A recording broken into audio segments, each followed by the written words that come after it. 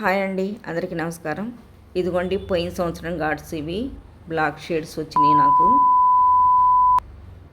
ఈ సంవత్సరం అయితే ఇవి రీసెంట్గా మళ్ళీ కుంకుడుకాయ యాపాకుతో మొన్న ఈ మధ్య వీడియో తీసుకున్నానండి.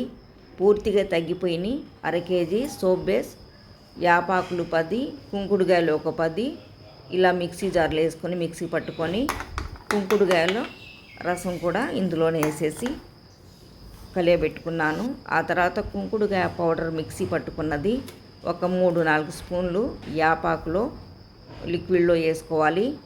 ఇవన్నీ వేసుకొని కలియబెట్టుకోవాలి.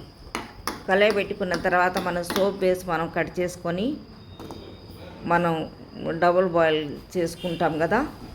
ఇదిగోండి సోప్ బేస్ ముక్కలు వేసేసి కరిగే ముందు ఈ లిక్విడ్ వేసేయాలి.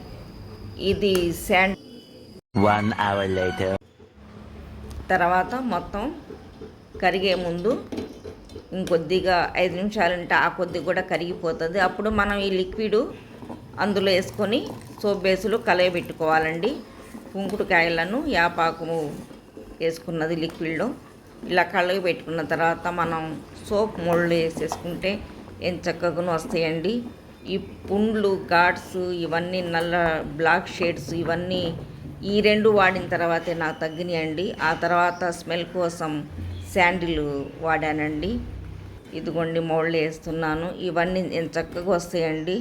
సోప్స్ చాలా మంచిగాను మనం స్నానం చేస్తున్నా కూడా స్మూత్గాను ఉంటాయి, చాలా బాగుంటాయి. ఘాట్స్ అన్నీ పోతాయండి. ఆ చేదుకే మనకు ఇవన్నీ పోతాయి. 1 hour later. ఈరోజైతే వీడియో ఇది చేశానండి. ఒకసారి మీరు కూడా ప్రయత్నం చేయండి. ఇదిగోండి నేను సోప్ తయారు చేసిన తర్వాత ఇలా వాష్ చేస్తున్నాను. మీకు కూడా తెలుస్తుందండి. ఏం చక్కగాను ఘాట్స్ అన్నీ నాకు పూర్తిగా తగ్గిపోయినాయి అండి. 10 సంవత్సరాల నుంచి ఉన్న ఘాట్స్ ఇలా 10 సంవత్సరాల నుంచి వాడుతున్నాను. అలాగే వాడే కొద్దీ తగ్గుతూ వచ్చినాయండి.